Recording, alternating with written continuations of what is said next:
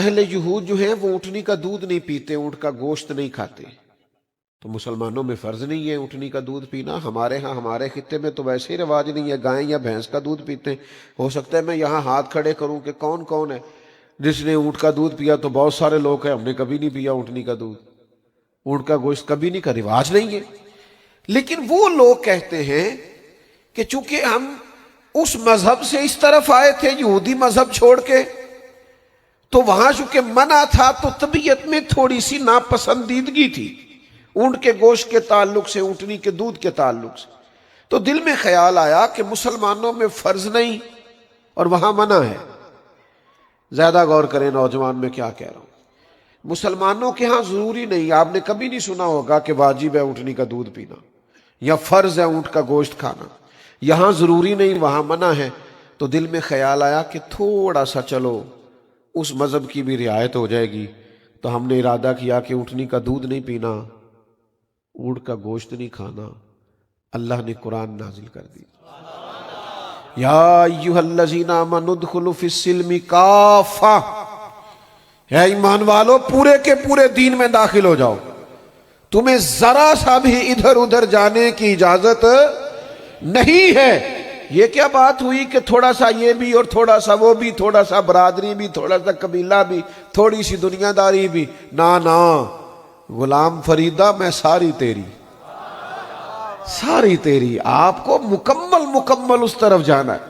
یہ نہیں ہو سکتا کہ آپ کہیں کہ ٹھیک ہے میں محفل ہوں تو چلو ٹھیک ہے، وہاں بھی ہلکی سی صدارت کار آتے ہیں اور وہاں معاذ اللہ تعالیٰ ناچ گانے کا اور غیر شرعی کاموں کا پروگرام ہوا تو دوڑ کے میں ادھر سے بھی چکر لگاؤں، تو یہ بات درست نہیں ہے۔ ان کو بھی سمجھائیے کہ یہ کام درست نہیں ہے۔ تو ذکر رسالت معاب کرنا ہے تو پھر ہر جگہ کرنا ہے، پھر ہر مقام پہ کرنا ہے، پھر شادی والے دن بھی کرنا ہے، پھر ولیمے والے دن بھی کرنا ہے۔ اور پھر یہ تو نہیں نہ ہونا چاہیے کہ دکھوں کا رشتہ رب رسول سے، جب دکھوں کا وقت آیا تو اللہ رسول کا نام لے لیا اور جب سکھ ملے تو نہ۔ مومن کی شان یہ ہے کہ اس کے سارے رشتے ہی اللہ رسول کے ساتھ۔ تو نبی کریم کا ذکر ہر موقع پر، نوجوانوں اڑ جاتے ہو نا ذات کے لیے، اڑ جاتے ہو میں نے یہی لینا ہے، بچے ضدیں کرتے ہیں نا، کاش کوئی ایک آدھ ضد تم نے حضور کے لیے بھی کی ہوتی۔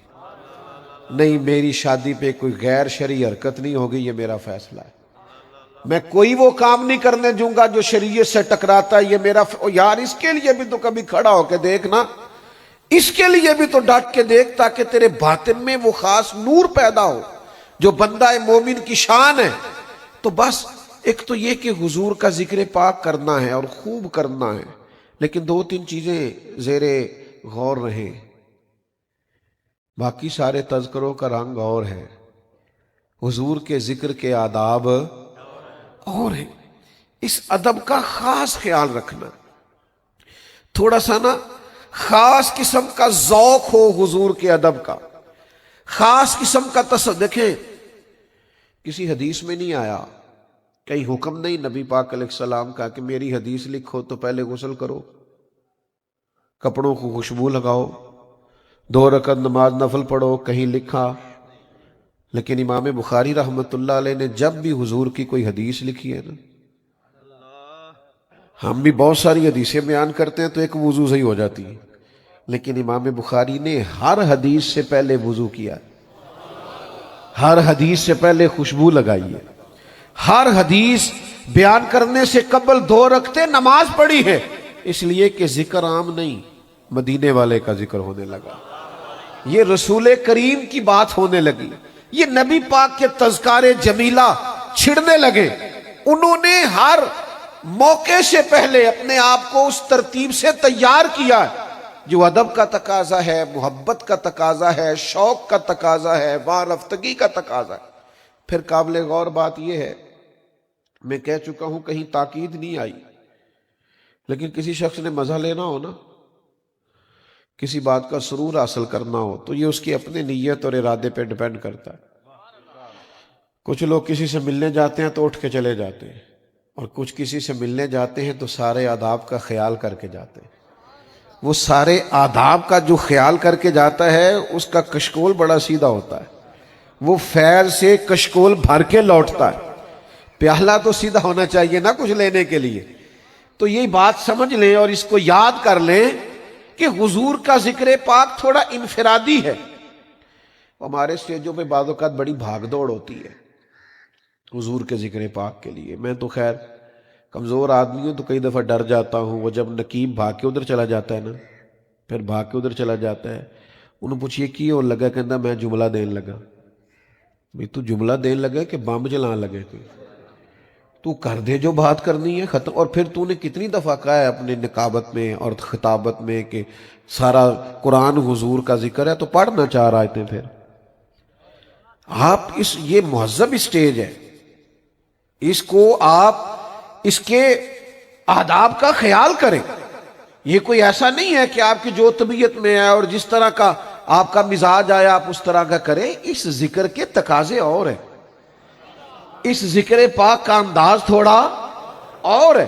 یہاں آپ کو بہت زیادہ سمٹ کے، بہت زیادہ اے پائے نظر ہوش میں آ، کوے نبی ہے، آنکھوں سے بھی چلنا یہاں بے ادبی ہے۔ جملے دھلے ہوئے ہوں، لفظ باوضو ہو، بات کرنے میں قرار ہو، کہنے والا مؤدب ہو، سننے والا ادب سے بیٹھا ہو، یہ ساری کیفیات سے سرشار جب ذکر ہوگا تو پھر ذکر رسالت مآب کی لذت اور روحانیت حاصل ہوگی۔ امام مالک رحمۃ اللہ علیہ کے دروازے پہ دستک ہوتی تھی، بہت بڑے فقیہ تھے، مجتہد تھے، امت ایک بہت بڑی تعداد ان کی تقلید کرتی ہے۔ تو امام صاحب کے دروازے پہ دستک ہوتی تو پوچھتے کون آیا ہے؟ تو عرض کی حضور ایک سائل ہے، سوال کرنا چاہتا ہے، دین کے بارے میں کچھ پوچھنا چاہتا ہے۔ تو آپ فرماتے اس سے پوچھو، کوئی فقہ کا مسئلہ پوچھنا ہے یا حدیث پاک؟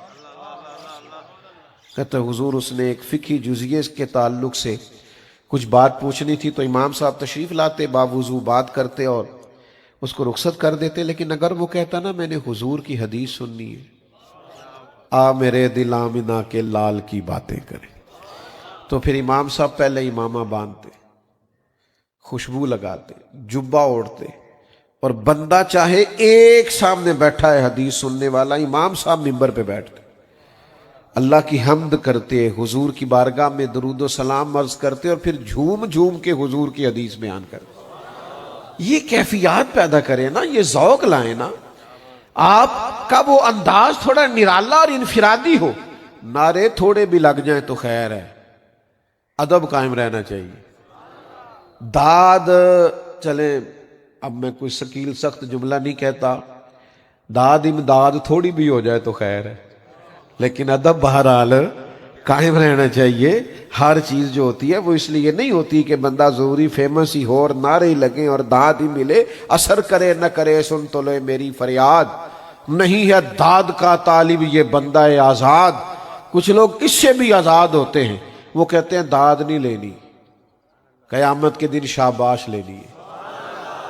ان کو اس سے بھی تھوڑا سا نا وہ تھوڑے سے بے نیاز ہو جاتے ہیں۔ دیکھیے نا علامہ اسماعیل حقی نے لکھا ہے کہ جب جناب ابو بکر صدیق رضی اللہ تعالیٰ عنہ نے کلمہ پڑھا نا تو یہ بریکنگ نیوز تھی مکہ مکرمہ میں، اتنا بڑا تاجر مسلمان ہو گیا، اپنے قبیلے کا سربراہ مسلمان ہو گیا، خبر پھیل گئی، اور تاجر کے دوست بھی تاجر ہی ہوتے ہیں، بڑے بڑے لوگ ان کے دوست تھے۔ تو ایک جماعت مرتب ہوئی جس نے کہا کہ پتہ تو کریں واقعی جناب صدیق اکبر مسلمان ہو گئے، معلومات تو کریں۔ ان کے نام بتاؤں کون کون تھے؟ حضرت عثمان غنی، حضرت سعید بن زید، اس طرح کے کچھ صحابہ جو بڑے تاجر ہیں اور اپنے قبیلے میں قد کاٹ رکھتے، نامی گرامی لوگ، انہوں نے کہا کہ یار یہ خبر پھیل گئی ہے کہ جناب صدیق اکبر، اور بڑے دھیمے ہیں، بڑی بہترین رائے رکھنے والے، سوچ سمجھ کر فیصلہ کرنے والے ہیں، اور ایک بہترین تاجر ہیں۔ اور تاجر جو ہوتے ہیں وہ گھاٹے کا سودا کرتے نہیں، سوچ سمجھ کے چلتے ہیں۔ تو جناب صدیق اکبر مسلمان ہو گئے ہیں تو معلومات تو کریں۔ تو وہ سارے جمع ہو کے جناب صدیق اکبر کے پاس آئے، ادھر دیکھنا نوجوانوں میری طرف، نے آ کے کہا ابو بکر سنا ہے مسلمان ہو گئے آپ؟ فرمایا یہ کوئی سادہ سا سوال تو نہیں نا، بیٹھو دیتے ہیں جواب، یہ کوئی عام سی بات تو نہیں نا۔ یہ بس وہ جملہ تو نہیں نا کہ ہاں کہہ دی یا نہ کہہ دی اور بات ختم ہو گئی. فرمایا بیٹھو کرتے ہیں بات. جناب صدیق اکبر رضی اللہ تعالیٰ عنہ نے ان کو بٹھا لیا, پھر اس شوق سے حضور کا ذکر کیا. میری طرف دیکھیے گا, اس محبت سے نبی پاک کا تذکرہ چھیڑا. کچھ لوگ بات کرتے ہیں تو ان کا پورا لب و لہجہ اس میں محو ہو جاتا ہے, ان کی آنکھیں بھی بولتی ہیں, ان کی روح بھی اس میں اتر جاتی ہے. وہ بات کرتے ہیں تو وہ پوری لذت اور پورا کیف اور پورا سرور, یعنی ایک ایک حرف سجن دے نا دا سانو دس دا وانگ قرآن تے سورت یار دی ویندیاں رہنا, اے سب عملاں دی جانے. سجنا ساڈا دین کی پوچھنا ہے, ساڈا یہ ہوئی دین ایمان ہے. ایک ایک بات کیف والی, سرور والی, دھلی ہوئی, لذت والی, مٹھاس والی. جناب صدیق اکبر نے کبھی حضور کے اخلاق کی بات چھیڑی, کبھی معاف کرنے کی بات چھیڑی, کبھی عطا کرنے کی بات چھیڑی, کبھی نواز دینے کی بات چھیڑی, کبھی حضور کی صلہ رحمی کی بات چھیڑی, کبھی بھائی کو بھائی سے ملا دینے کی بات چھیڑی. اس رنگ میں حضور کا ذکر نور کیا کہ وہ جو تصدیق کرنے آئے تھے نا کہ آپ مسلمان ہوئے ہیں کہ نہیں, وہ کہنے لگے ہمیں بھی لے چلیں, ہم نے بھی حضور کا کلمہ پڑھنا. تو بھئی آپ کا وہ انداز ذکر کرنے کا, وہ انداز, وہ لب و لہجہ, اس میں جاذبیت تو ہو مسلمان کا. آپ نے مجھ سے ناراض نہیں ہونا, یہاں علماء بیٹھے ہیں, مشائخ بزرگ بیٹھے, اور یہ بھی تھوڑا سا درست نہیں کیا گیا کہ بالکل پیچھے بٹھایا گیا, یہاں دائیں بائیں بزرگ بیٹھ جائیں تو ذرا ادب قائم رہتا ہے. یہ میری گزارش ہے بانیان محفل کے لیے, اور بعض اوقات توجہ نہیں رہتی. یہاں بزرگ تشریف فرما ہے. میں آپ کی خدمت میں یہ بات عرض کرنا چاہتا ہوں کہ جب آپ کسی بھی محفل میں آئے نا, اور ہماری جماعت کا یہ طریقہ نہیں تھا کہ آپ اتنے سارے لوگ ننگے سار آ گئے, ہم نہیں آیا کرتے تھے, ہم تو ادب والے لوگ. ناراض ہو گیا ہو, کافی سارے نوجوانوں نے ہلکا ہلکا گھورا ہے مجھے. تو بھئی ہم اس طرح کے نہیں ہیں, ہمارا ہی تو, ہم سے تو لوگوں نے ہم سے تو ادب سیکھا ہے. لیکن یہ کہ آپ محفل میں آئیں تو پھر وضو ہو, پھر خوشبو ہو, پھر درود و سلام پڑھتے ہوئے آئیں. ہماری محفلیں تو نور بھر دیا کرتی تھی, یہ تو کیف اور سرور سے مالا مال کر دیا کرتی تھی. ان محفلوں کا تو کوئی رنگ دبالا ہوتا تھا. اس کا سٹیٹس لگانا ضروری نہیں, اس سے روح تازہ کرنا ضروری. یہ سیاسی جلسے نہیں, اس میں تصویریں نہ بھی آئیں تو گزارا ہوتا ہے, لیکن روح لگی ہوئی ہو, حضور کا ذکر پاک ہو تو پھر کیفیات جمی ہوئی ہو, رنگ بنا ہوا ہو. کچھ لوگ کہتے ہیں جی وہ میں کر تو رہا ہوں ذکر, پر جو میں نے پڑھا ہے میں نے بیان کر دیا. یہ بھی بعض لوگوں سے سننے میں ملتا ہے کہ جناب آپ اس کے اندر بات بھر رہے ہیں, رنگ بھر رہے ہیں, فلاں خطیب نے, فلاں نقیب نے اس کے اندر کچھ رنگ بھر دیے ہیں, خوبصورتی پیدا کر دیا, جملے اچھے تلاش لیے ہیں, پر وہ کتاب میں تو یوں ہی لکھا تھا. او بھائی, کچھ ذکر ایسے ہوتے ہیں جن میں جیسے جیسے لکھا ہے نا وہ لفظ بلفظ بیان نہیں ہوتا, بلکہ کچھ آداب, کچھ چیزیں اور بھی ہوتی ہیں. اب اس کا موقع نہیں کہ میں اس بات کو یہاں عرض کروں. ایک مثال دیتا ہوں. دو بھائی بیٹھے ہوں نا, چھوٹا اور بڑا, تو چھوٹا اس کی تعلیم بھی زیادہ ہے اور وہ نوکری بھی بڑی کرتا ہے اور اس کے پاس پیسے بھی زیادہ ہیں اور گاڑی بھی کافی مہنگی ہے اور رہتا بھی شہر کی کسی بڑی سوسائٹی میں. تو جو بڑا ہے اس کی تعلیم بھی تھوڑی ہے اور پیسے بھی تھوڑے ہیں اور گاڑی آئی کوئی نہیں, اور رہتا وہ کسی گاؤں میں ہے. تو دونوں بھائی کٹھے بیٹھے. اب کسی نے ان سے پوچھا تم میں سے بڑا کون ہے؟ تو اس نے تعلیم پوچھی ہے کہ عمر؟ جلدی بتاؤ نا یار, کیا پوچھا ہے؟ پیسے پوچھے ہیں کہ عمر؟ عہدہ پوچھا کہ عمر؟ دولت پوچھی کہ عمر؟ شہرت پوچھی ہے کہ عمر؟ سادی سی بات ہے. دو لوگ بیٹھے ہیں, بڑا اور چھوٹا. پوچھ لیا بھئی آپ میں سے بڑا کون ہے, تو اب وہ بڑا بیچارہ کہہ دے نہیں نہیں یہ اس کے پاس پیسے زیادہ ہیں, اس کی تعلیم زیادہ ہے. یا چلے آپ دینی تعلیم بھی فرض کر لیں کہ یہ عالم ہیں, یہ فاضل ہیں, یہ بہت بڑے ہیں, تو یہی بڑے ہیں. تو یاد رکھے کہ ایسا نہیں ہوتا. ہوتا یہی ہے کہ جناب میں بڑا ہوں اور یہ مجھ سے, چونکہ وہ عمر پوچھی ہے. یہ دیکھو عام تو بات یہی ہے, پر جب بات ہو نا ذکر رسالت مآب کی, جب حضور کے ذکر نور کی بات ہو نا تو نبی کریم کے چچا ہیں جناب عباس رضی اللہ تعالی عنہ، ان سے کسی نے پوچھا آپ بڑے ہیں کہ حضور؟ تو جو پوچھ رہا ہے نا اسے بھی پتا ہے کہ نبی کریم علیہ السلام امام الانبیاء ہے، اس نے بھی مرتبہ اور عہدہ نہیں پوچھا، اس نے عمر ہی پوچھی ہے۔ آپ بڑے ہیں کہ حضور؟ وہ جانتا ہے کہ ہر لحاظ سے حضور بڑے ہیں، لیکن اس وقت جو سوال ہے اور سوال کی بنیاد ہے وہ عمر سے تعلق رکھتی ہے۔ تو اس نے عرض کی کہ اے میرے محبوب علیہ السلام کے عم محترم، یہ بتائیے کہ آپ بڑے ہیں کہ حضور؟ تو اب چونکہ حضور کی بات ہے نا تو اب عنوان بدلا، بات بدلی، لب و لہجہ بدلا، انداز بدلا، جملے تلاش کر کے لائے گئے، ادب کی بات ہونے لگی، کیف کی بات ہونے لگی، سرور کی بات ہونے لگی۔ حضرت عباس رضی اللہ تعالیٰ عنہ کا کیا خوبصورت لہجہ ہے۔ بیٹا بیٹھ جائیں آپ، اللہ آپ کو سلامت رکھے۔ اب تو سب کو پتہ ہے کہ یہ پیسے لینے دینے والا یہاں کوئی معاملہ نہیں، اب بھی بار بار بتانا پڑے گا، چھوڑیں اور بات سنیں۔ اور بات بھی مکمل ہو گئی، اب تو سارا مضمون میں آپ کو عرض کر چکا، چند منٹوں میں بات سمیٹ دوں گا۔ حضرت عباس رضی اللہ تعالیٰ عنہ سے جب پوچھا آپ بڑے ہیں کہ حضور، تو جواب دیکھیے کتنا خوبصورت ہے۔ فرمانے لگے بڑے تو حضور ہی ہیں، بڑے تو حضور ہی ہیں، ہاں پیدا پہلے میں ہوا تھا۔ یہ انداز تکلم، یہ انداز گفتگو، یعنی یہ دھلے ہوئے اور نکھرے ہوئے اور شہد سے زیادہ میٹھے جملے، اس لیے کہ بات نبی پاک کی ہے نا۔ والا حضرت بریلوی رحمت اللہ تعالی علیہ جب ترکیوں کا زمانہ تھا تو مدینہ منورہ تشریف لے گئے، تو سامنے نا گنبد شریف کے، گنبد خضرا شریف کے سامنے دو کھجور کے درخت تھے۔ تو رات کو مشاعرہ ہو رہا تھا، کچھ شعراء تھے ہند کے پہنچے ہوئے، تو کسی نے کہا کہ یوں ہے درخت حضرت والا کے سامنے، مجنوں کھڑا ہے خیمہ لیلا کے سامنے۔ اعلیٰ حضرت فرمانے لگے تشبیہ ٹھیک نہیں دی، حضور کے اجرہ نور اور یہ آپ نے کیا کہہ دی، بالکل بات غلط۔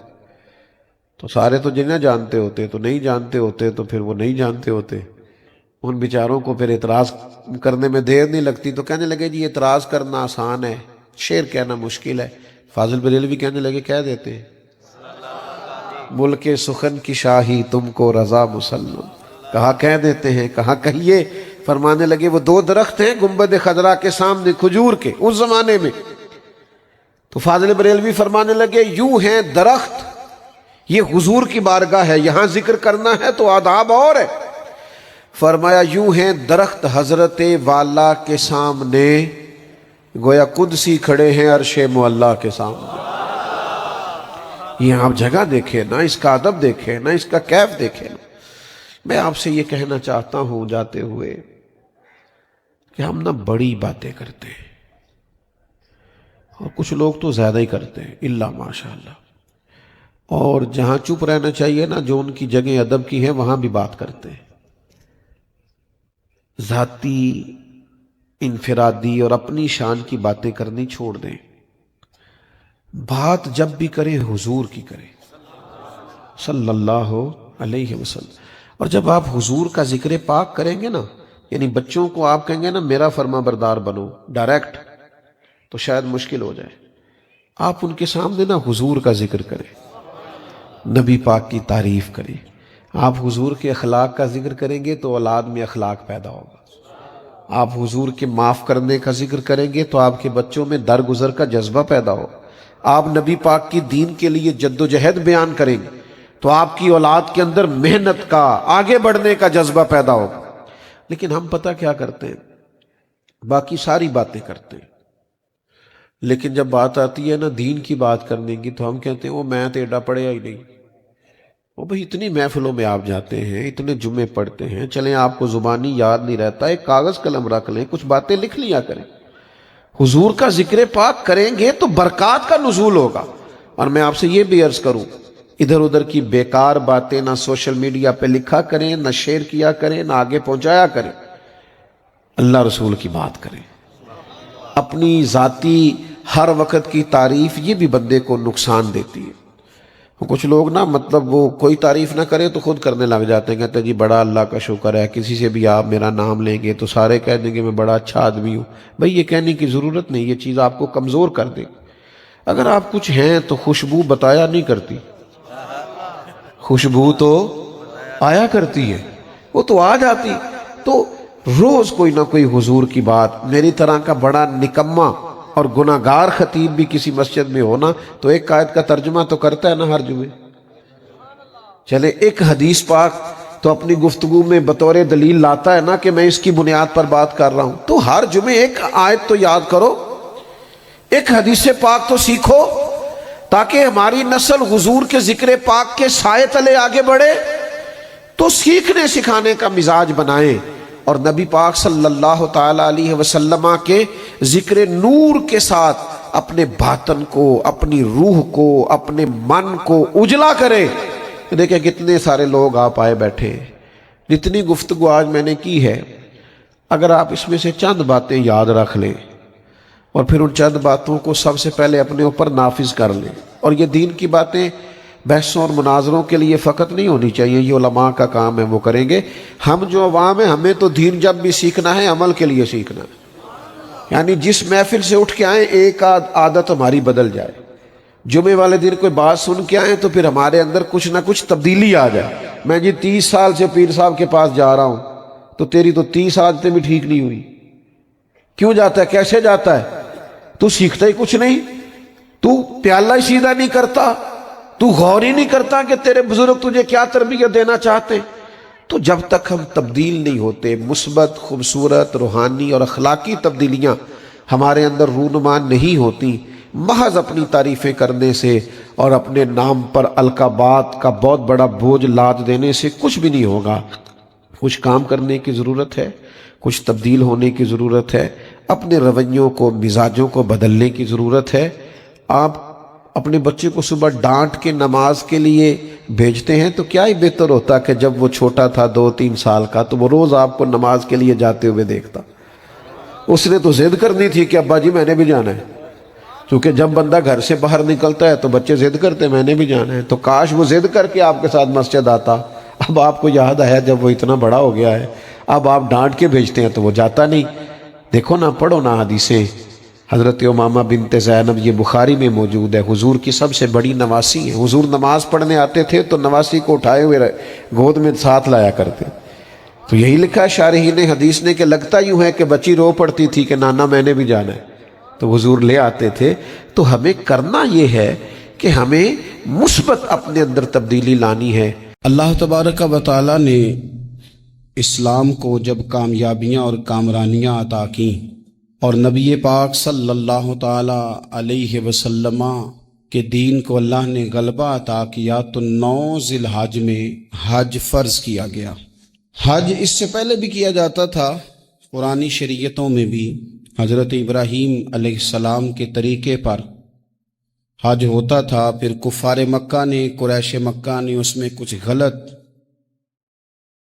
رسومات شامل کر دی، کپڑے اتار کر معاذ اللہ کعبے کا طواف کرنا، قربانیوں کا گوشت خانہ کعبہ کی دیواروں سے ملنا، اور بھی کئی بےہودہ رسومات اس پاکیزہ اور خوبصورت عمل کا حصہ بنا دی گئیں۔ پھر 9 ذی الحج کو حج فرض ہوا۔ نبی پاک صلی اللہ تعالی علیہ وسلم نے حضرت ابو بکر صدیق کو امیر حج بنا کے رخصت فرمایا۔ دیکھیں کہاں کہاں محبوب انہیں اپنا نائب بناتے ہیں۔ اب 9 کو تو حضور نے حضرت ابو بکر صدیق کو امیر حج بنایا اور پھر اعلان فرمایا، جہاں جہاں مسلمان آبادیاں تھیں وہاں اعلان کر دیا گیا کہ آئندہ سال رسول پاک علیہ السلام خود حج کے لیے تشریف لے جائیں گے۔ اب ایک بڑی تعداد مسلمانوں کی جمع ہونے لگی۔ ذی قعدہ کے آخری ایام میں ہزاروں کی تعداد میں لوگ مدینہ شریف میں جمع ہو گئے۔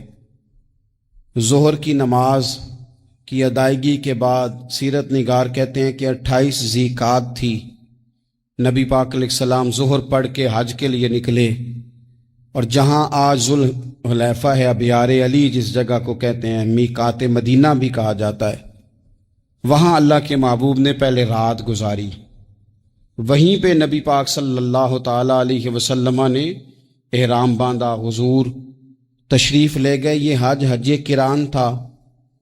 نبی پاک صلی اللہ تعالیٰ علیہ وآلہ وسلم کے ساتھ اس طرح لوگ امڑ کے آئے، جہاں جہاں سے لوگ تھے مسلمان وہ سارے جمع ہوئے حضور کے ساتھ اللہ کی بارگاہ میں حاضر ہونے کے لیے۔ 1,40,000 صحابہ، یہ ایک ہی دفعہ صحابہ کا اتنا بڑا مجمع جمع ہوا ہے، ایک ہی دفعہ۔ اور حضور علیہ السلام کی خواہش تھی کہ یہ سارے لوگ وہاں پہنچیں۔ محبوب کریم علیہ السلام 4 ذی الحج کو حضور علیہ السلام نے طواف کیا، صفا مروہ کیا، احرام نہیں کھولا، قربانیاں ساتھ تھیں، چونکہ یہ حج قران تھا۔ اللہ کے رسول صلی اللہ تعالیٰ علیہ وآلہ وسلم نے پھر 8 ذی الحج کو ظہر کی نماز جا کے منا کے میدان میں ادا کی۔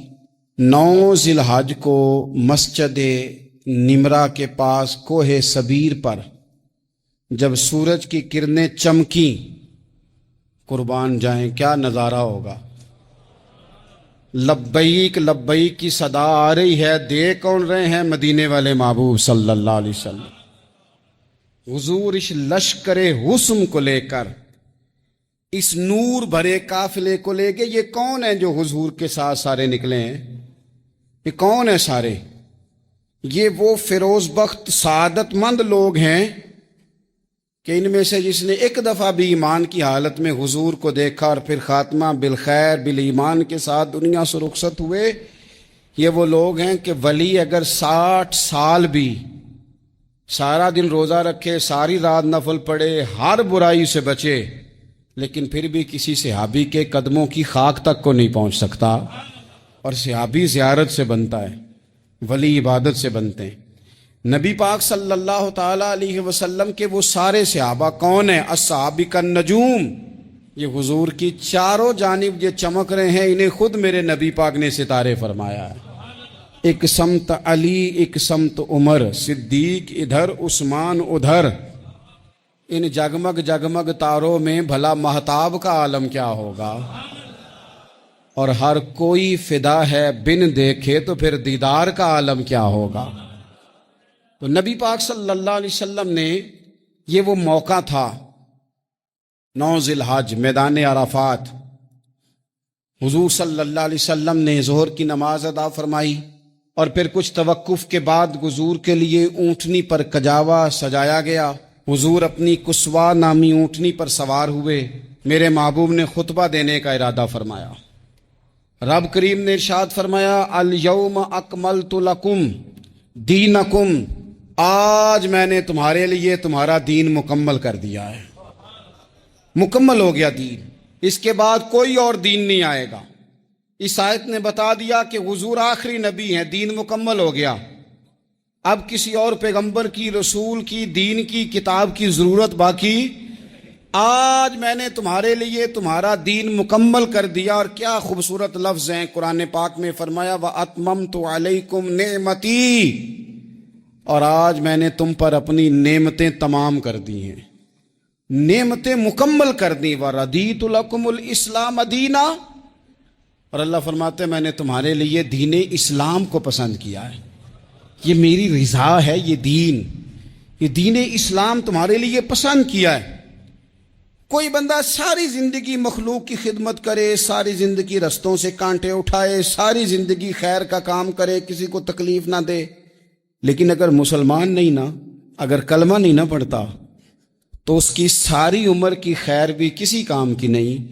اس لیے کہ رب فرماتا ہے جڑ دین اسلام ہے، جڑ ہوگی تو پھر شاخیں قبول کی جائیں گی نا، تو اگر جڑ ہی سرے سے نہیں ہے تو خیر کرنے کا معنی۔ کچھ لوگ کفار کی، مشرکین کی تعریف کرتے ہیں کہ جناب بلے بلے اتنے ویلفیئر کام ہو رہے ہیں، تو یاد رکھو سب سے ضروری جڑ ہے۔ قرآن پاک میں رب تعالیٰ نے منافقین، مشرکین اور کفار کے اعمال کی بنیاد اس طرح کی بتائی ہے کہ جس طرح پتھر پر تھوڑی گرد پڑ جائے، ذرا ہوا کا جھونکا ہے یا بارش آئے تو پتھر صاف کا صاف ہو جاتا ہے۔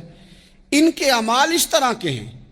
اس خیر کا کیا مطلب کہ جس خیر میں ایمان ہی شامل نہیں، جب تک بندہ مومن نہ ہو اس کا کوئی عمل بھی اللہ کی بارگاہ میں قابل قبول نہیں ہوتا. یہ آیت نازل ہو گئی, فرمایا دین مکمل ہو گیا. او میرے بھائیو, خدا را سوچو, کوئی شے مکمل نہیں دنیا میں, کوئی شے بھی. کروڑوں کا مکان بنا لو پھر بھی کوئی نہ کوئی نقص نکل ہی آتا ہے. کوئی دنیا میں شے مکمل ہے ہی نہیں. اگر کوئی شے مکمل ہے تو وہ مدینے والے رسول کا دین مکمل ہے. مکمل, جب ہم کہتے ہیں نا مکمل دین, تو لوگ سمجھتے ہیں تو شاید سادی سی بات ہے. یہ وہ والی بات ہے جو دنیا میں کہیں نہیں پائی جاتی. جب یہ آیت نازل ہوئی تھی نا, تو بخاری میں موجود ہے, ایک بہت بڑا یہودیوں کا عالم حضرت عمر فاروق رضی اللہ تعالیٰ عنہ سے کہنے لگا, یہ جو تم پر آیت نازل ہوئی ہے نا کہ دین مکمل ہو گیا, یہ اگر ہم پر نازل ہوتی نا تو جس دن یہ آیت نازل ہوئی ہوتی ہم نے ہر سال اسی دن کو عید بنا لینا تھا کہ دین مکمل ہو گیا. الیوم اکملت لکم دینکم, دین مکمل ہو گیا. ہم تو عید بنا لیتے. تو حضرت عمر کہنے لگے ہم پر بھی بڑا فضل ہے. جس دن آیت نازل ہوئی تھی عرفہ کا دن بھی تھا اور جمعے کا دن بھی تھا. ایک نہیں دو عیدیں تھیں مسلمانوں کی, دو عیدیں تھیں مسلمانوں کی, دو. عزیز بھائی, دین مکمل اللہ نے دیا. اور حضرت عبداللہ ابن عباس رضی اللہ تعالیٰ عنہ نے تو ایک مقام پہ اس کا ذکر بھی کر دیا. جب ان سے کسی یہودی نے کہا نا یہ آیت ہمیں ملتی تو ہم عید مناتے, تو فرمایا تم ایک مناتے نا, ہماری دو تھیں اس دن. جمعہ بھی تو مسلمانوں کی عید کا دن ہے نا.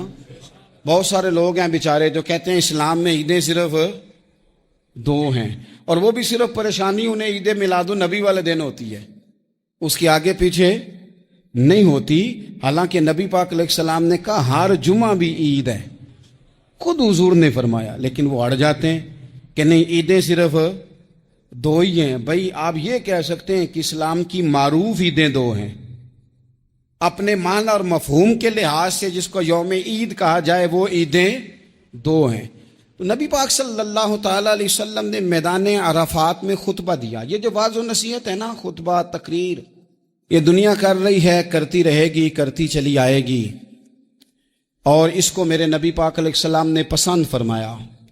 خیر کی بات کرنے والے کو حضور نے دعا دی. محبوب فرمانے لگے اللہ جو میری حدیثیں یاد کر کے آگے پہنچائے اس کے چہرے کو تر و تازہ رکھنا.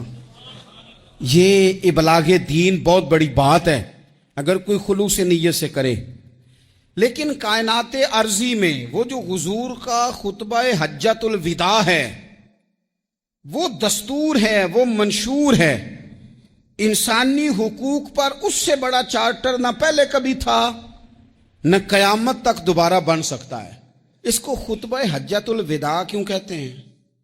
ایک تو مطلب یہ کہ حضور نے یہی آخری حج کیا, اور دوسری بات یہ تھی کہ اس خطبے کے تھوڑے ہی عرصے بعد میرے نبی پاک نے وصال ظاہری فرمایا.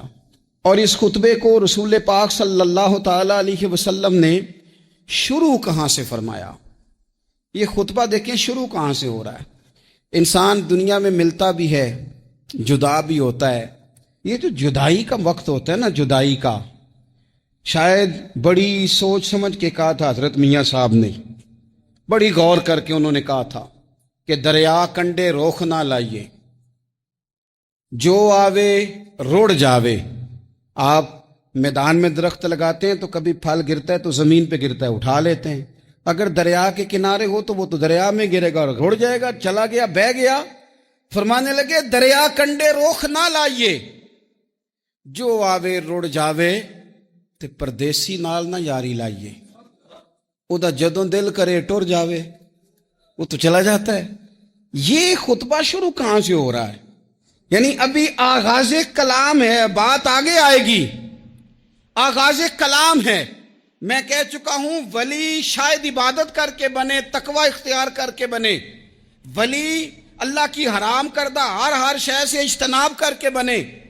وہ جس میں شبہ ہے اس سے بھی بچے تو پھر ولی بنے. لیکن صحابی تو حضور کی زیارت سے بنتا ہے نا, نبی پاک کی زیارت سے بنتا ہے. اور صحابہ تو وہ صحابہ تھے جن کی ہر صبح عید ہوتی تھی. خدا کا قرب حاصل تھا, نبی کی دید ہوتی تھی. وہ تو اس طرح کا ماحول تھا کہ نبی پاک نے فرمایا حضرت ابو ہریرہ سے یہیں بیٹھے رہتے ہو, تھوڑا ذرا کبھی کوئی کام بھی کر لیا کرو. وقفے سے ملنے سے محبت بھی بڑھتی ہے. تو حضرت ابو ہریرہ اٹھے, اور ستون کے پیچھے سے ہو کے واپس آ گئے. فرمایا آ گئے ہو؟ عرض کی حضور دل ہی نہیں لگتا تو جائیں کہاں. وہ جو حضور سے آ کے کہتے تھے نا یا رسول اللہ صلی اللہ علیہ وسلم، حضرت ثوبان بن مالک، حضور نے فرمایا پریشان پریشان دکھائی دیتے ہو. کہا یا رسول اللہ ایک بات پریشان کرتی ہے. کہا وہ کیا؟ عرض کی حضور دل بے چین ہوتا ہے تو زیارت کو آ جاتا ہوں. آج ایک عجیب خیال آیا ہے، عجیب خیال آیا ہے. اور اس نے عجیب رنگ طبیعت میں بھر دیا ہے. فرمایا تمہیں کیا خیال آیا؟ عرض کی یا رسول اللہ صلی اللہ علیہ وسلم آج خیال آیا ہے کہ ثوبان ہے تو حضور کا غلام ہے، جنت تو حضور کے صدقے ملے گی، لیکن یہ ہے کہ حضور تو ہوں گے نا نبیوں کے ساتھ، تجھے ملے گی پر ملے گی تو غلاموں کے محلے میں نا. تو دل میں خیال آیا کہ وہاں زیارت بھی ہوگی کہ نہیں. او جنت میرے کس کاری جتھے یار نظر نہ آوے، زیارت بھی ہوگی کہ نہیں. حضور کی بارگاہ میں جب حضرت ثوبان نے عرض کی تو رب کریم نے فرمایا محبوب جو تیری اور تیرے رب کی اطاعت کرے نا، اولئک انعم اللہ علیہم من النبیین والصدیقین والشہداء والصالحین، فرمایا ان کو اللہ نبیوں کے، صدیقین کے، شہداء اور صالحین کے ساتھ ہی جنت میں اکٹھا فرمائے گا. وہ اکٹھے رہے. تو جن کو تو جنت میں بھی حضور کی زیارت کے بغیر چین نہیں تھا، ان کو حضور نے خطبہ حجۃ الوداع شروع کرتے وقت پہلا جملہ پتہ کیا کہا؟ حضور اونٹنی پہ ہے، احرام باندھا ہوا ہے، 1,40,000 کم و بیش غلام سامنے کھڑے، عرفات کا میدان. محبوب فرمانے لگے پہلا جملہ، جو درد والے تھے وہ تڑپ گئے، یہ سارے درد والے تھے لیکن کچھ زیادہ مزاج شناس تھے. محبوب نے پہلا جملہ کہا. حضور فرمانے لگے لوگو جس طرح آج اکٹھے ہوئے ہیں شاید اس کے بعد دوبارہ ہم اکٹھے نہ ہوں. پہلا اعلان ہی کر دیا کہ یہ تمہارے ساتھ جو آج خطبہ ہے نا، اس میں اشارہ دے دیا کہ دوبارہ نہیں جمع ہوگے، اگلا حج نہیں کرنا، بس ختم ہوئی بات. یہ آخری پہلی بات ہی حضور نے یہ بیان. اب وہ اتنے دل نرم ہو گئے حضور کی بات سن کے، آنکھوں میں آنسو اس طرح آ گئے، طبیعت کا میلان اتنا بڑھ گیا کہ ہر ایک کا دل کشکول بن گیا. ہر طرف سے آہیں اور سسکیاں ہیں کہ حضور کے وہ جملے یوں صحابہ لے رہے تھے جب آپ سے کوئی کہہ دے کہ بھائی یہ وقت بس آخری ملاقات کا ہے، تو پھر انہوں نے وہ تو حضور کی ہر بات ہی توجہ سے سنتے تھے، پر یہاں جو انداز بن گیا وہ انوکھا بن گیا. فرمایا شاید دوبارہ ملاقات نہ ہو. پھر میرے کریم محبوب صلی اللہ تعالی علیہ وسلم نے فرمایا جس طرح تمہارے لیے یہ شہر حرمت والا ہے، مکہ حرمت والا ہے نا، ایک نیکی کرو تو مکے میں 1,00,000 کا ثواب، حرم مکہ میں ایک گناہ کرو تو وہ بھی 1,00,000 لکھا جاتا ہے. حرمت والا ہے، بڑی عزت والا ہے. فرمایا جس طرح یہ گھر عزت والا ہے کعبہ، جس طرح یہ شہر عزت والا ہے، فرمایا جس طرح آج کا دن حرمت والا ہے. مسلمانوں میں تمہیں بتا کے جا رہا ہوں، تمہیں سمجھا رہا ہوں، اسی طرح میں نے تم سب پر ایک دوسرے کے مال اور عزت کو حرمت والا کر دیا ہے. اور صحابہ کو نا حضور نے پہلے یہ سبق پورا حضور نے پوچھا، یہ بھی ذرا کمال ہے، یہ بخاری مسلم کی حدیث ہے. حضور نے صحابہ سے پوچھا 9 ذی الحج ہے، جمعے کا دن ہے، ذی الحج کا مہینہ ہے، سب کو پتہ ہے، لیکن نا آپ جمعہ پڑھنے ہیں تو میں آپ سے کہوں کہ آج کون سا دن ہے تو آپ کہیں گے جناب جمعہ ہے، عجیب آدمی ہے جمعہ پڑھا رہے ہو. لیکن جو صحابہ کا انداز ہے وہ اور ہے. حضور نے پوچھا آج یہ کون سا مہینہ ہے؟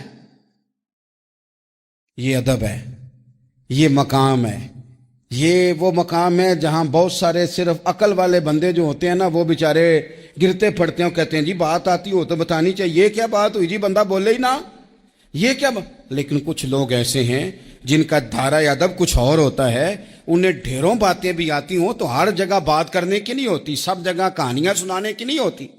حضور نے فرمایا کون سا مہینہ ہے؟ قربان جائیں بھیا کو زبان ہو کے کہنے لگے واللہ و رسولہ عالم، اللہ جانے اللہ کا رسول جانے. سانو تے قید سجن دا گہنا ہے، او جنج رکھے اساں اونج رہنا ہے، ہمیں کیا پتا. پوچھا کسی نے، لکھا ہے صوفیاء نے، کسی نے پوچھا تمہیں پتہ نہیں، کہنے لگے چپ کر، ہمیں کیا پتا کون سا مہینہ ہے. تو حضور نے فرمایا آج تاریخ کون سی ہے؟ بھائی صاحب کو پتا تھا نا 9 ذی الحج کو یہ حج ہوتا ہے. کون سی تاریخ ہے؟ کہا واللہ و رسولہ عالم، اللہ جانے، اللہ کا رسول جانے، قربان جائیں۔ حضور نے پوچھا دن کون سا ہے؟ سب کو پتہ ہے جمعہ ہے۔ کہنے لگے واللہ و رسولہ عالم، اللہ جانے اور اللہ کا۔ وہ صحابہ بتا کیوں نہیں رہے؟ تو اہل محبت کہتے ہیں صحابہ کا جواب یہ تھا، ہمیں کوئی مہینوں سے غرض ہے، ہمیں کوئی دن سے غرض ہے، ہمیں کوئی تاریخ سے غرض ہے؟ حاجیو آؤ شہنشاہ کا روزہ دیکھو، کعبہ تو دیکھ چکے، کعبے کا بھی کعبہ دیکھو، ہمیں تو محبوب سے غرض ہے۔ مہینہ تھا ذی الحج کا، اگر حضور کہہ دیتے ذی الحج نہیں ذی قعدہ ہے تو ہم نے ذی قعدہ ہی بنا لینا تھا۔ تاریخ تھی 9، اگر حضور فرما دیتے 11 ہے تو ہم نے 11 ہی بنا لینی تھی۔ دن تھا جمعے کا، اگر حضور کہتے پیر ہے تو ہمیں کیا لگے؟ ہمیں تو محبوب کی رضا چاہیے۔ آپ دیکھیں نا، ایک صحابی کے ہاتھ ذرا لمبے تھے تو حضور نے فرمایا یا ذوالیدین، او لمبے ہاتھوں والے۔ ان سے کوئی پوچھتا نام کیا ہے تو کہتے میرا نام ہے 2 ہاتھوں والا۔ او بھائی میرے بھی 2 ہیں، تم کیوں 2 ہاتھوں والا؟ کہنے لگے یہ نہیں مجھے پتا، مجھے نبی پاک نے کہا 2 ہاتھوں والا۔ تو ٹھیک ہو گئی جو حضور نے نام رکھ دیا۔ تو حضور سید عالم نے پوچھا، پھر حضور نے حرمت یاد کرائی، فرمایا یاد رکھو یہ دن بھی بڑی عزت والا ہے، جمعے کا ہے، یہ مہینہ بھی بڑی حرمت والا ہے، ذی الحج کا ہے، یہ تاریخ بھی بڑی حرمت والی ہے۔ لیکن فرمایا جس طرح اس دن کی، اس شہر کی، اس مہینے کی تم نے عزت کرنی ہے، اسی طرح ایک دوسرے کے مال کا، ایک دوسرے کی عزت کا تم نے پاس کرنا۔ مسلمان بھائیوں، خدا را یہ حضور کہہ رہے ہیں یار، نبی پاک نے کعبہ کے سامنے کھڑے ہو کے فرمایا بیت اللہ تیری بڑی شان ہے، تیرا بڑا مرتبہ ہے، لیکن فرمایا میرے مومن کی عزت رب کی نظر میں کعبے سے بھی زیادہ ہے۔ ہم کیسے بیٹھ کے یار، ہم کیسے جرات کرتے ہیں کسی کی پگڑی کھولنے کی کونے میں بیٹھ کے؟ ہم اپنے گھر بیٹھ کے کسی پر تبصرہ کر گئے، کسی بندہ مومن کی عزت اچھال گئے، بالکل پتہ نہیں تھا بات کا اور ہم نے کہانی بنا دی پوری کی پوری، داستان سرائی کر گئے۔ صبح سے شام تک ہماری گپ شپ کا عنوان کیا ہے؟ کسی نہ کسی کا شکوہ، کسی نہ کسی کی شکایت، یہ ہماری گپ شپ ہے۔ خدا را حضور نے تو خطبہ حجۃ الوداع میں پہلا سبق یہ دیا تھا کہ میرے جانے کے بعد ایک دوسرے کی عزت کرنا، اور اسی خطبے میں ایک جگہ پہ فرمایا یہ نہ ہو کہ میرے جانے کے بعد تم ایک دوسرے کی گردنیں مارنے لگ جاؤ، ایک دوسرے کی عزتوں کا خیال کرنا، پاس کرنا۔ مسلمانوں، میرے عزیز بھائیوں، بزرگوں، عزتوں کا دفاع شروع کریں۔ تھوڑی دیر کے لیے اپنی زبان لوگوں کے اوپر تبصرہ کرنے سے کنٹرول میں لائیں۔ کچھ چیزیں ایسی، میں مختلف شہروں لوگوں پر اس گھر کا حج کرنا ہے جو اس تک پہنچنے کی طاقت رکھتا ہے، اس پر اس گھر کا حج فرض ہے جو اس تک پہنچنے کی طاقت رکھتا ہے، جو مال رکھتا ہے، ہمت رکھتا ہے، وہ یہاں آئے گا۔ حج بنیادی طور پر ایک عاشقانہ عبادت ہے، ایک عاشقانہ عبادت ہے۔ کچھ عبادتیں ایسی ہوتی ہیں جو مالی ہوتی ہیں اور کچھ ایسی ہوتی ہیں جو بدنی ہوتی ہیں۔ زکوٰۃ دینا مالی عبادت ہے، فطرانہ دینا مالی عبادت ہے، صدقات و خیرات مالی عبادت ہے، نماز پڑھنا یہ بدنی عبادت ہے، روزہ رکھنا بدنی عبادت ہے، نفل ادا کرنا یہ۔ حج وہ عظیم نعمت ہے، وہ عبادت ہے جو مرکب ہے، مال بھی خرچ ہوتا ہے اور وجود کی طاقت بھی لگتی ہے، مالی بھی ہے اور بدنی بھی ہے۔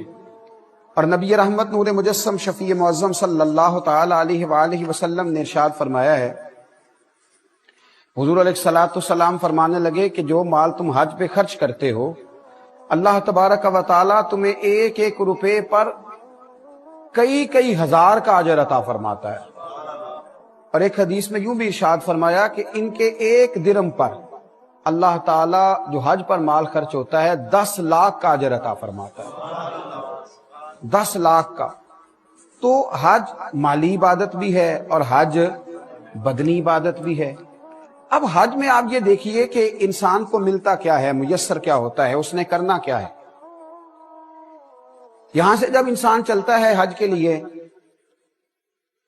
تو وہ پوری دنیا میں آپ گھوم کے دیکھ لیں، مسلمان جہاں جہاں بھی رہتے ہیں ان کا لباس پہننے کا انداز الگ ہے، گفتگو کرنے کا انداز الگ ہے۔ اہل عرب میں بھی اب یہ ہوا ہے کہ مختلف علاقوں میں عربی بولنے کے انداز مختلف ہو گئے،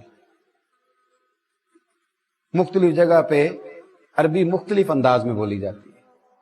ہمارے ہاں آپ دیکھ لیں پاک و ہند میں اردو بولنے کا اسٹائل مختلف جگہوں کا مختلف ہے، لباس پہننے کا انداز بھی سب جگہوں کا اپنا اپنا ہے۔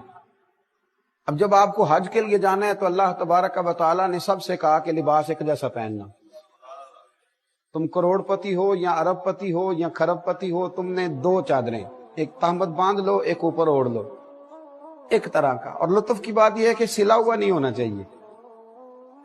اگر سفید لباس کی اجازت دی جاتی اور 2 چادروں کی دی جاتی تو سب اپنی اپنی مرضی کا سلا لیتے، سلا ہوا نہیں ہونا چاہیے۔ ایک کی تہمت باندھ لو، ایک اوڑھ لو، اپنے اپنے لباس چھوڑو، ایک لباس میں آ جاؤ۔ اور اب تم نے اپنی اپنی بولی نہیں بولنی، بلکہ کہنا کیا ہے؟ لبیک اللہم لبیک لبیک لا شریک لک لبیک ان الحمد والنعمت لک والملک لا شریک لک لبیک، یہ تم نے کہنا ہے، اپنی اپنی بولی نہیں بولنی، ایک لباس، ایک انداز گفتگو۔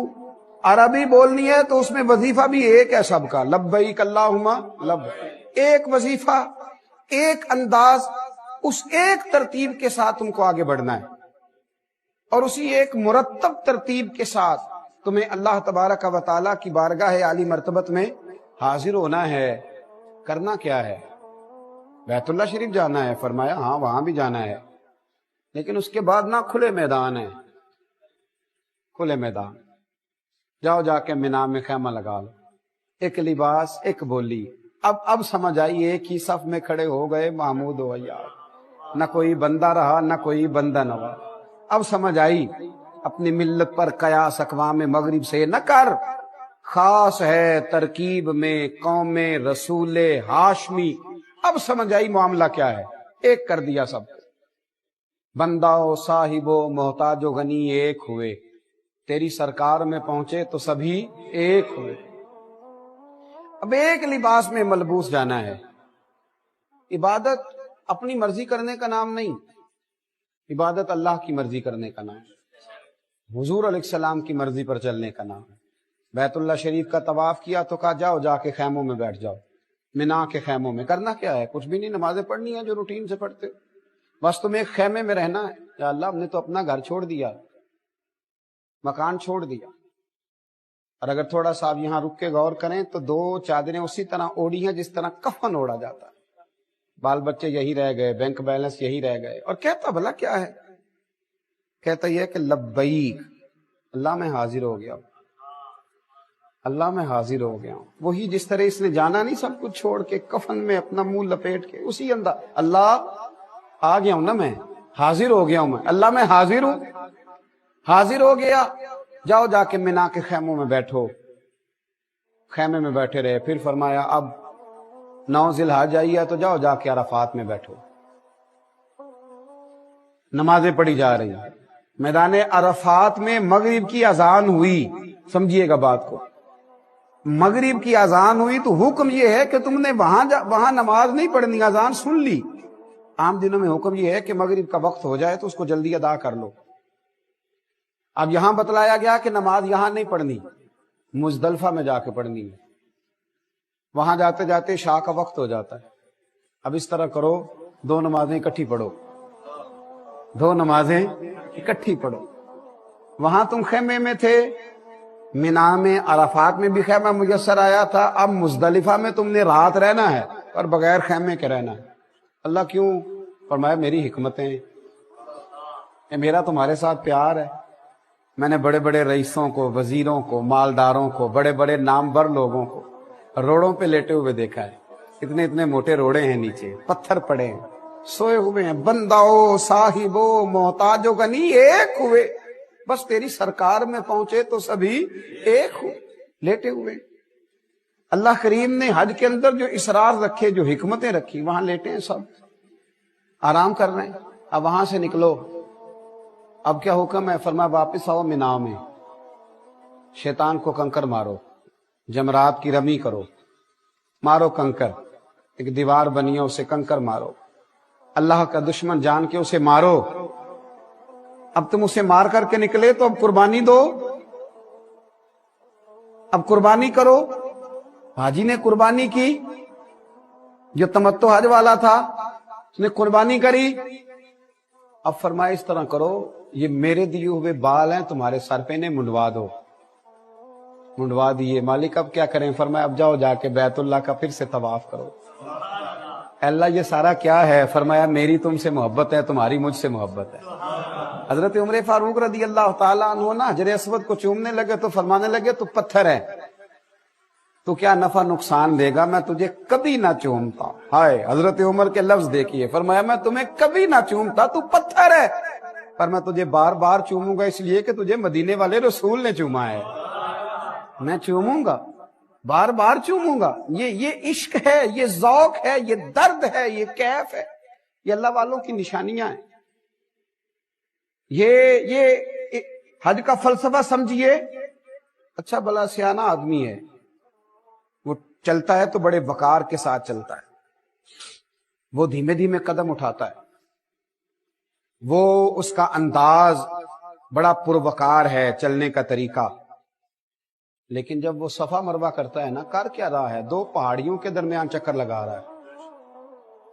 اور ایک مقام ایسا آتا ہے کہ اسے وہاں بھاگنا ہے. کیوں بھاگنا؟ اس لیے کہ جناب ہاجرہ بھاگی تھی. جناب ہاجرہ، یا اللہ وہ تو پانی کے لیے بھاگی تھی، تو یہاں تو حاجی کی بغل میں پانی کی بوتل موجود ہے، گلے سے لٹکائے ہوئے ہے، سامنے کولر لگے ہوئے ہیں، اللہ کیوں بھاگے؟ فرمایا بس اس کا بھاگنا پسند ہی بڑا آیا. تو میرے حکم پر اپنے بیٹے کے لیے بھاگتی تھی تو پسند ہی بڑا آیا ہے. بڑا بڑا بابکار عالم فاضل شیخ بھاگتا ہے، یہ کیا ہو رہا ہے؟ یہ بندہ اپنے رب سے محبت کر رہا ہے، یہ اس کے حکم پہ دوڑ رہا ہے. وہ تو علت تھی، وہاں تو وجہ تھی، وہاں تو مسئلہ تھا، لیکن یہ دوڑے جا رہا ہے. کیوں؟ ایک حکمت ہے، ایک دلیل ہے، ایک وجہ ہے. حج کے موقع پر جتنے کام ہیں، اگر انسان اپنی عقل کا زور لگائے گا نا کہ میں سمجھوں یہاں حکمت کیا ہے، یہاں حکمت کیا ہے، تو یہ تو نادان رہ جائے گا. عقل تو ٹھوکریں کھائے گی. بہتر یہ ہے کہ عقل کو سمیٹے اور اکٹھی کر کے رسول اللہ کے قدموں میں رکھ دے، نبی کریم کا غلام کر دے. عقل کو حضور کا غلام کر دے، اور ذوق سے، شوق سے، تڑپ سے، درد سے. حضرت ابراہیم کی قربانی بھی قرآن نے بیان کی. بات کہاں سے شروع ہوئی؟ جناب ابراہیم نے دعا مانگی، ربی حب لی من الصالحین، اے اللہ مجھے صالح بیٹا عطا فرما. اولاد کی طلب صرف ماں کو نہیں ہوتی، باپ کو بھی بڑی ہوتی ہے. یہ الگ بات ہے، بچے سپورٹر ماں کے ہوتے ہیں، باپ کو بھی بڑی طلب ہوتی ہے. ربی حب لی من الصالحین، اللہ مجھے صالح اولاد عطا فرما. پہلے دعا مانگی.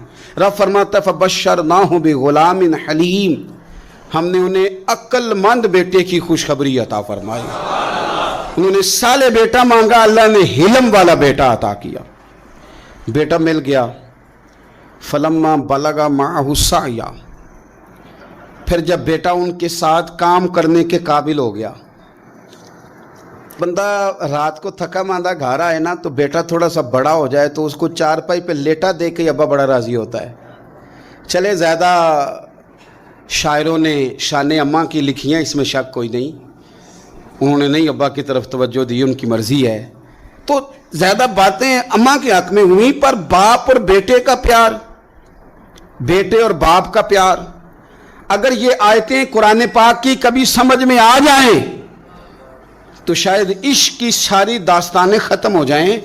بیٹا بھی اپنے باپ سے بڑا ہی پیار کرتا ہے، باپ بھی اپنے بیٹے سے بڑا ہی. یہ دعا حضرت ابراہیم نے مانگی، یا اللہ صالح بیٹا دے. اللہ نے پھر کہا کہ میں نے خوشخبری دی حلم والے بیٹے کی. فلما بلغ معہ السعی، پھر بیٹا جب ساتھ چلنے کے قابل ہو گیا، قال یا بنی انی ارا فی المنام، کہا اے بیٹے میں نے خواب دیکھی ہے. کیا؟ انی اذبحک، میں تجھے ذبح کر رہا ہوں. فانظر ماذا تری، بیٹے تیری رائے کیا ہے؟ میں نے خواب دیکھ لی. میں ذبح کر رہا ہوں، تو اپنی رائے بتا۔ رائے اس لیے نہیں پوچھی کہ اگر وہ کہیں گے نہ ذبح کرو تو نہیں کریں گے، رائے اس لیے پوچھی ہے کہ لوگوں کو پتہ چلے کہ جس پتر کی تربیت حضرت ہاجرہ نے کی ہے اور جس کی رگوں میں حضرت ابراہیم خلیل کا خون ہے اور جس کی پیشانی میں نور محمدی چمکتا ہے صلی اللہ تعالی علیہ وسلم، ان کے خیالات کیا ہیں پتہ چلے۔ اور یہ پوچھا بھی اس لیے تاکہ لوگوں کو سمجھ آ جائے کہ اگر حضرت ابراہیم ذبح کرنے کو تیار تھے تو جناب اسماعیل ذبح ہونے کو تیار، لوگوں کی سمجھ میں بات آ جائے۔ فانظر ماذا تری، تیری کیا رائے ہے، قربان جائیں۔ یہ بھی انداز ہے بیٹے کا باپ کے ساتھ، یہ نہیں کہا کہ ابا جی ذبح کر دیں آپ، یہ نہیں کہا قالا یا ابت افعل ما تؤمر، کہا ہے ابا جی آپ کریں وہ جس کا آپ کو حکم دیا جا رہا ہے۔ رب جو کہتا ہے نا آپ وہ میرے ساتھ کر دیں، اگر اللہ کہتا ہے ذبح کریں تو ذبح کر دیں، اگر وہ فرماتا ہے اس کے ٹکڑے ٹکڑے کریں تو ٹکڑے ٹکڑے کر دیں، جو رب کہتا ہے وہ کریں۔ مجھے آپ انشاءاللہ صبر کرنے والوں میں سے پائیں گے۔ کریں، میں تیار ہوں، کریں۔ بیٹا ہے، سالوں کے بعد جناب ابراہیم نے دیکھا ہے، اب وہ اس عمر کو پہنچا ہے کہ وہ کام کرنے کے قابل ہوا، ساتھ چلنے کے قابل ہوا، حکم آ گیا۔ دیکھو ایک مشکل وہ ہوتی ہے کہ تبلیغ کرنی ہے، کافروں کو رستے میں مشکل آ گئی۔ ایک مشکل وہ تھی کہ کافروں سے لڑائی کرنی تھی تو رستے میں مشکل ہے۔ یہاں تو کچھ بھی نہیں، بیٹھے بٹھائے رب نے کہہ دیا کرو بیٹا ذبح۔ سمجھ آتی ہے کہ یاری تیری سونا ہے پر ازمائشاں بھی تیریاں اگ، اے سونا پرکھیا جامدہ ہی پہلو نال لگاں دے لگ۔ وہ اپنے پیاروں کو نہ بیٹھے بٹھائے بھی امتحان لے لیتا ہے۔ کہا میں تیار ہوں، مجھے صبر کرنے والوں میں پائیں گے۔ فلما اسلم وتلہ للجبین، اللہ فرماتے ہیں جب دونوں حکم ماننے کو تیار ہو گئے تو باپ نے بیٹے کو پیشانی کے بل لٹایا، شیطان بڑا سر پٹایا، دوڑا، میں نے تو گمراہ کرنا تھا آدم کی اولاد کو، یہ کیا بنا؟ اللہ کی رضا کے لیے بیٹا تک قربان کرنے کو تیار ہو گئے، دوڑ کے جناب ہاجرہ کے پاس گیا۔ پتہ ہے آج کیا ہونے لگا ہے؟ پتہ ہے جناب خلیل کہاں لے گئے ہیں جناب اسماعیل کو؟ کہنے لگے جی سیر و تفریح کے لیے گئے ہیں، یہی ہیں؟ کہنے لگے نہیں، وہ تو ذبح کر دیں گے۔ جناب ہاجرہ کہنے لگی کبھی باپ نے بھی بیٹے ذبح کیے؟ کہا ان کا گمان ہے کہ رب کا حکم آیا ہے۔ فرمانے لگی تم مردود شیطان ہے، اللہ کے نبی کا گمان نہیں ہوتا، رب کے نبی کو وحی آیا کرتی ہے، دوڑ جا ادھر سے۔ اگر میرے مالک نے میری گود کا پالا مانگا ہے تو ایک اسماعیل ہے، کاش میری گود میں ہزاروں ہوتے، میں ایک ایک کر کے سارے اپنے رب کے نام پہ قربان کر دے۔ دوڑ کے آیا جناب اسماعیل علیہ السلام۔ پتہ ہے آپ کے والد کہاں لے جا رہے ہیں؟ فرمایا یہیں سیر کے لیے۔ کہنے لگے نہیں، ان کو تو خواب آئی ہے، رب کا حکم آیا ہے، وہ تو ذبح کر دیں گے۔ تو فرمایا ٹھیک ہے، میرے والد ذبح کریں گے تو میں ذبح ہو جاؤں گا، آپ نے میری بات کو سمجھنا ہے۔ پھر حضرت ابراہیم کے رستے میں آیا، کہنے لگا اے ابراہیم حضرت جبریل تو آئے ہی نہیں، آپ کو تو حکم حضرت جبریل کے ذریعے آتا ہے، آپ خواب دیکھ کے بیٹا ذبح کریں گے؟ روڑے اٹھائے، کنکر اٹھائے، زور سے مارے، وہ دوسری جگہ آ گیا، پھر کنکر مارے، پھر تیسری جگہ آ گیا، پھر کنکر مارے۔ کیا دنیا میں یہ بھی انداز بھی ہے کہ روڑے ماریں تو عبادت کا ثواب ملے؟ آپ میری بات کو سمجھنا یار، روڑے مارو، روڑے کون مارے؟ حاجی صاحب مارے، ایک دفعہ مارے، کہا نہیں 3 دفعہ مارو، 3 دن مارو، آؤ روڑے مارو۔ یا اللہ، روڑے مارنا بھی عبادت ہے؟ پتھر مارے، کنکر مارے، فرمایا مارو نا، تمہیں پتہ نہیں نا کہ وہ ذائقہ کتنا ہے جب میرے خلیل نے میری خاطر روڑے مارے تھے، میری خاطر روڑے مارنا بھی عبادت قرار دے دیا۔ صحابہ نے پوچھا یا رسول اللہ یہ جو ہم کنکر مارتے ہیں جمرات کو، اس کا بھی ثواب ہے؟ فرمایا یہ تو تمہیں میزان عمل میں قیامت کے دن پتہ چلے گا نا اجر کتنا ہے، یہ تو تمہیں تب پتہ چلے گا۔ روڑے مارے حضرت ابراہیم خلیل نے۔ فلما اسلم وتلہ للجبین، دونوں تیار ہو گئے، باپ نے بیٹے کو پیشانی کے بل لٹایا۔ مفسرین کہتے ہیں خود کہا تھا جناب اسماعیل نے ابا جی سیدھا لٹا کے ذبح نہ کرنا، ہو سکتا ہے چہرہ دیکھیں تو آپ سے چھری نہ چلائی جا سکے، آنکھوں پہ پٹی باندھ لو، مجھے الٹا کر کے لٹا لو اور میرے ہاتھ پیر باندھ لو۔ بیٹے وہ کیوں؟ کہا آپ والد ہی نہیں پیغمبر بھی، پیغمبر بھی جد الانبیاء ابو الانبیاء ابراہیم خلیل، ایسا نہ ہو کہ میں موت آتے وقت تڑپوں تو کچھ خون اڑے تو میں اللہ کے نبی کی بے ادبی نہیں کرنا چاہتا، مجھے ذرا باندھ لے۔ باپ نے بیٹے کو باندھا، چھری پکڑ لی اور گردن پہ چلائی، فلما اسلم وتلہ للجبین۔ آپ کبھی مزہ تو لے ان آیتوں کا۔ دونوں تیار ہو گئے، باپ نے بیٹے کو گردن کے بل لٹا لیا، وَنَادَيْنَاهُ أَن يَا إِبْرَاهِيمُ۔ رب فرماتے ہیں ہم نے آواز دی، اے ابراہیم۔ آپ کبھی دیکھیں کوئی بندہ کام کر رہا ہو تو پیچھے سے کوئی دیکھنے والا آواز، او ٹھہرنا ٹھہرنا ٹھہرنا، ذرا مزہ لے، وَنَادَيْنَاهُ أَن يَا إِبْرَاهِيمُ۔